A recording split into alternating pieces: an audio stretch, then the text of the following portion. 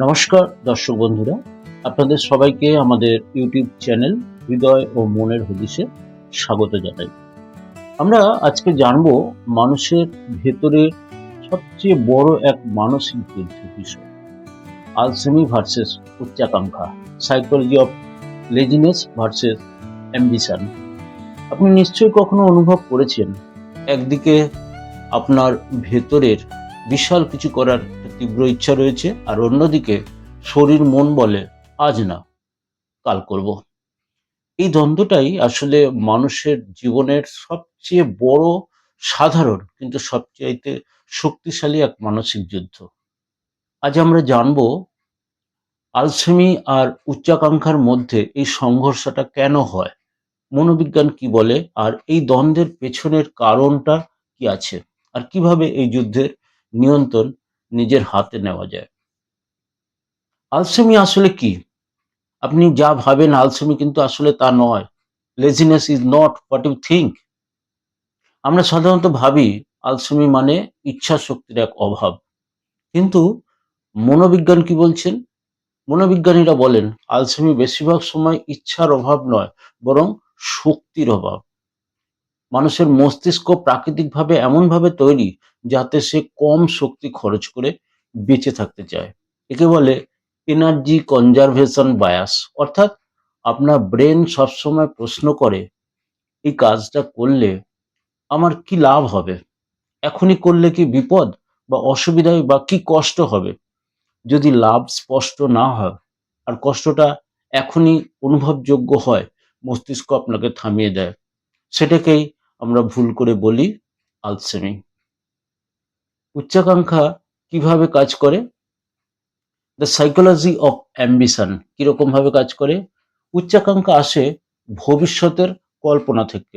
যখন আপনি ভাবেন আমি নিজেকে বদলাতে চাই, আমি সফল হতে চাই, আমি অন্যরকম ভাবে আমার জীবনটাকে চালাতে চাই, তখন আপনার মস্তিষ্কের যে ডোপামিন সিস্টেম আছে সেটা সক্রিয় হয়। ডোপামিন হলো আমাদের শরীরের ভিতর যে ফিউচার ওরিয়েন্টেড যে মোটিভেশনাল কেমিক্যাল। এটা আপনাকে বলে চলো, সামনে ভালো কিছু আছে, ভালো কিছু করার জন্য সেটা অপেক্ষা করছে। কিন্তু সমস্যা কোথায়? আসল সংঘর্ষ প্রেজেন্ট ব্রেন ভার্সেস হচ্ছে ফিউচার ব্রেন। এই লড়াইটা হয় দুই অংশের মধ্যে। প্রেজেন্ট ব্রেন যেটা রয়েছে সেটা চায় আরাম, নিরাপত্তা চায়, এখনই চায় ভালো লাগাটা। আর ফিউচার ব্রেন কি চায়? উন্নতি চায়, পরিবর্তন চায়, এবং সে কিন্তু কষ্ট সহ্য করতেও রাজি। যখন প্রেজেন্ট ব্রেনটা জিতে যায়, তখন আপনি নেটফ্লিক্স দেখেন, টিভি দেখেন, ফোন স্ক্রল করতে থাকেন বা নিছক ঘুমিয়ে পড়েন। আর যখন ফিউচার ব্রেন জেতে, আপনি তখন পড়তে বসে যান বা কাজ করেন বা নিজের সময়কে যথাযথভাবে বিনিয়োগ করতে লেগে যান। এই যুদ্ধ প্রতিদিন প্রতিটা মানুষের ভেতরে কিন্তু চলছে। কেন এগুলো আমরা জানি, তাও করি না? এটাকে বলে মোটিভেশন কনফ্লিক্ট। আপনি জানেন কি করা উচিত, কি করলে জীবন ভালো হবে, আপনি জানেন, কিন্তু মস্তিষ্ক বলে এখন না, বা পরে হবে। কারণ মানুষের ব্রেন ইমিডিয়েট রিওয়ার্ডকে ফিউচার রিওয়ার্ডের চেয়ে বেশি মূল্য দেয়। একটা চকোলেট এখন খেলে ভালো না, এগুলো না খেলে সুস্থ শরীর তৈরি হবে 6 মাস পরে, ব্রেনের কাছে চকলেটই তখন জিতে যায়। আপনি তখন চকলেটটাই খেয়ে ফেলেন।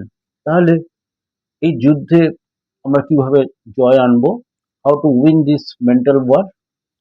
মনোবিজ্ঞান বলছে আলসেমিকে হারাতে হলে নিজেকে জোর করতে হবে না, ব্রেনকে বোকা বানাতে হবে।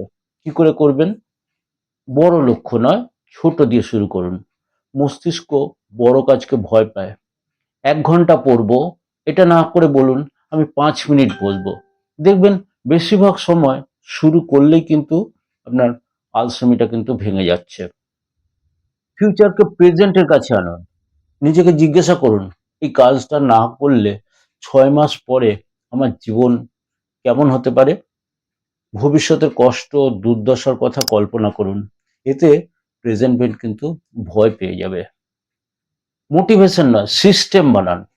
মনোবিজ্ঞান বলে সফল মানুষ বেশি মোটিভেটেড নয়, তারা বেশি কিন্তু স্ট্রাকচার্ড, অর্থাৎ জীবনের শৃঙ্খলা, এগুলো রুটিন, এগুলো আনুন। দেখবেন একই সময়, একই জায়গা, একই রুটিন, এগুলো যদি ফলো করা হয় তাহলে আমাদের মস্তিষ্ক সহজে তাতে অভ্যস্ত হয়ে যায়।